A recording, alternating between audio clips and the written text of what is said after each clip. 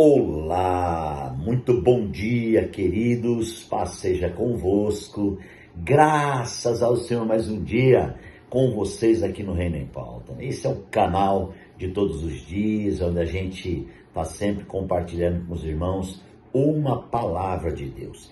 Amados, nós vamos fazer aqui uma série com 7 reflexões sobre a matéria-prima do reino, que é um pano de fundo da próxima série, a qual vamos estar falando muito sobre o paterno, sobre o divino e o paterno. E vamos então mergulhar nesse assunto, mas antes é preciso nos conhecer, é preciso nos identificar, é preciso saber quem somos, por que somos, para onde vamos, por que vamos, qual é a nossa origem.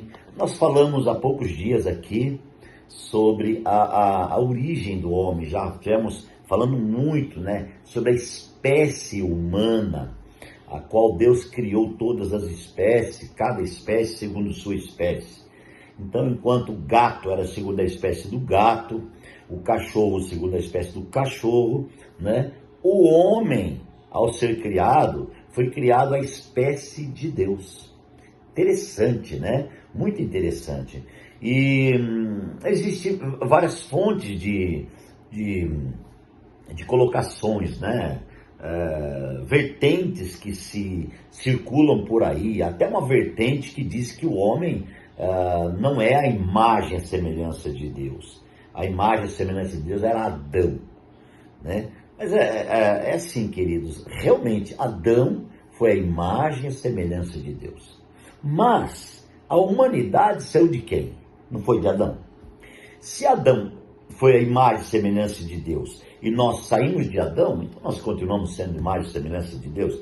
É muito óbvio isso, Agora, é claro que com uma diferença. Adão, ele tinha toda a inteligência, Adão era super diferente, porque no seu estado primário, no seu princípio, Adão se relacionava plenamente com Deus.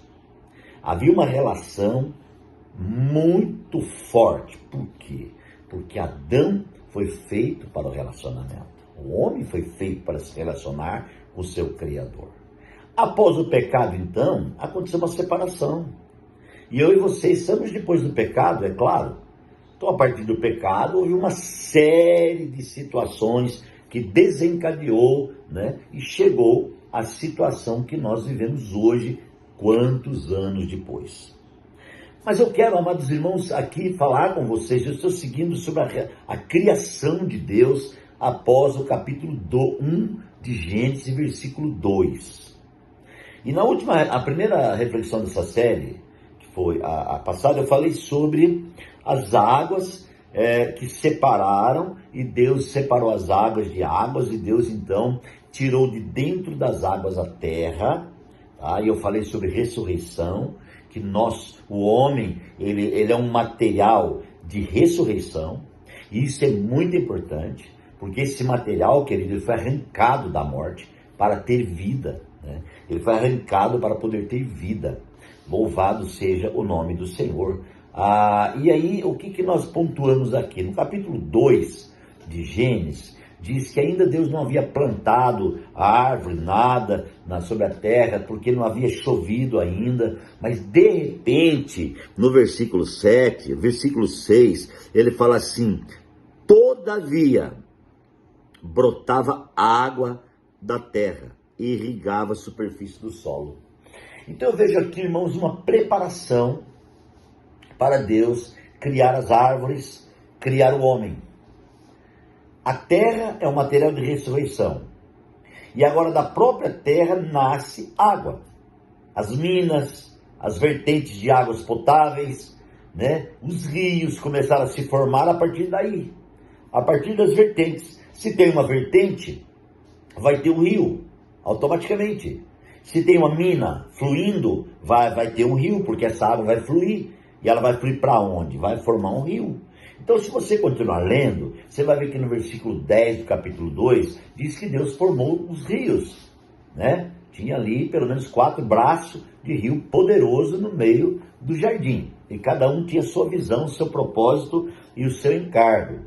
Mas o que eu quero falar aqui, amados, é que desta terra que foi tirada das águas de morte, sob essa terra nasceu a água viva com um propósito de fazer esta matéria ou esta obra-prima de Deus, do reino de Deus que é o homem. Então, essa matéria-prima do reino, que é o homem, ela foi formada de um material ressuscitivo, ou de um material de ressurreição. Ela foi formada da terra, do pó, que saiu das águas da morte. Então, você percebe que existe um propósito de Deus, existe uma linha de propósito. Deus, ele estabeleceu um propósito e ele segue esse propósito, né? Aleluia! Deus nunca esquece de nenhum detalhe da sua vontade, do seu querer, daquilo que ele tem no coração em fazer. O homem, então, agora vai sair, mas antes está havendo uma preparação. Deixa eu entregar uma palavra profética para você.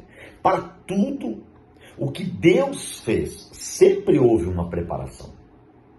Então hoje, Deus está preparando homens e mulheres para fazer uma obra extraordinária no final dos tempos.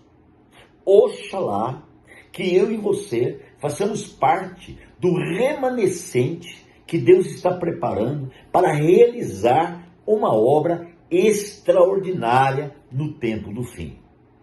O tempo do fim requer uma obra extraordinária. Nunca a igreja viveu o tempo que está vivendo. É um tempo de N complicações. É um tempo em que o homem, amados irmãos, a cada dia que passa ele se complica.